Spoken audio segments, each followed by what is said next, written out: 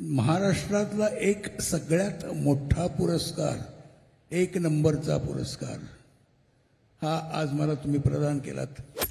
तुमचे हे उपकार मी कधी फेडेन मला काय माहित नाही, पण किंबहुना मी फेडू पण शकणार नाही।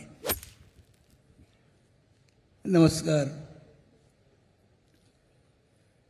आपल्या महाराष्ट्र राज्याचे माननीय मुख्यमंत्री श्री एकनाथजी शिंदे साहेब,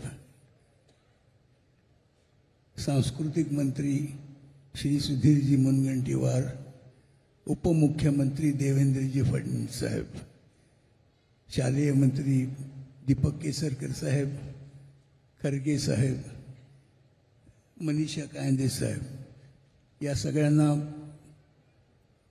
मी अभिवादन करतो।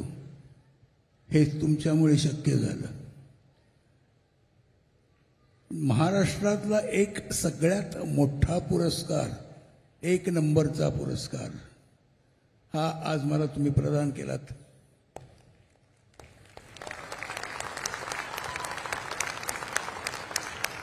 त्याचा मला खरोखरच आनंद होतोय, कारण ज्या महाराष्ट्रात मी जन्मलो, जी महाराष्ट्राची भूमी माझी म्हणजे कर्मभूमी आहे, अशा गोष्टीचा मला तुम्ही सत्कार करावा, याच्यासारखी दुसरी मोठी गोष्ट कुठली असणार नाहीये। महाराष्ट्र शासनाचे मी त्याकरता मनोमन अभिनंदन करतो की त्यांनी मला या पदाला नेऊन बसवलं। कारण ज्या लोकांना हा महाराष्ट्र भूषण पुरस्कार प्राप्त झालाय, ती यादी एवढी मोठ्या लोकांची आहे की त्या मोठ्या लोकांच्या मध्ये मला त्यांनी नेऊन बसवलं, ही माझ्यासाठी कधीही न विसरण्यासारखी गोष्ट आहे असं मला वाटतं। आता एकंदर माझ्या कार्याचं बोलायचं झालं तर 50 वर्षाचं सगळी कारकीर्द आता म्हणजे असं झालं की काही आठवत पण नाही काय काय केलंय, कुणावर काय केलं। पण एक मात्र आहे की या माझ्या प्रवासावर मध्ये ज्यांनी मला मदत केली, म्हणजे मग ते दिग्दर्शक, माझे सहकलाकार, माझ्याबरोबर काम करणारे छोटे छोटे वर्कर सुद्धा, ज्यांनी मला म्हणजे कळत नकळत का होईना पण कुठेतरी मदत केलेली आहे, त्यांनी जर सतत मला असा पाठिंबा दर्शवला नसता तर मला वाटत नाही मी या पदाला पोचलो असतो। तेव्हा ही सगळी त्यांची किमया आहे आणि सगळ्यात शेवटी म्हणजे तुम्ही लोक। या महाराष्ट्राचा जो प्रेक्षक आहे, अतिशय बुद्धिमान प्रेक्षक आणि त्यात सुद्धा एक अतिशय खडूस प्रेक्षक। त्यांना आवडलं तर आवडलं, नाही तर नाही। आवडलं तर डोक्यावर घेतील, नाहीतर विचारणार सुद्धा नाही, बघणार पण नाहीत।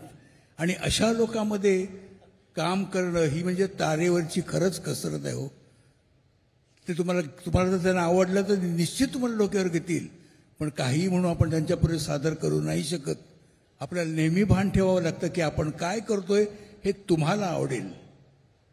आमच्या आवडण्याचा प्रश्न वेगळा, दिग्दर्शकाला आवडते की नाही काही माहीत नाही, पण जे काही आहे ते समोर बसलेल्या लोकांना आवडलं पाहिजे, हा नेहमी दृष्टिकोन असावा। आणि मी तोच दृष्टिकोन ठेवला सतत, कारण श्रेष्ठ शेवटी तुम्ही नाही आला तर आम्ही काय करायचं, आम्ही घरीच। म्हणून तुम्हा सर्वांचे सुद्धा आभार। तुमचे हे उपकार मी कधी फेडेन मला काय माहित नाही, पण किंबहुना मी फेडू पण शकणार नाही, पण माझ्या मनात, माझ्या हृदयात हे तुमचं प्रेम सतत राहील याबद्दल मला जराही शंका वाटत नाही।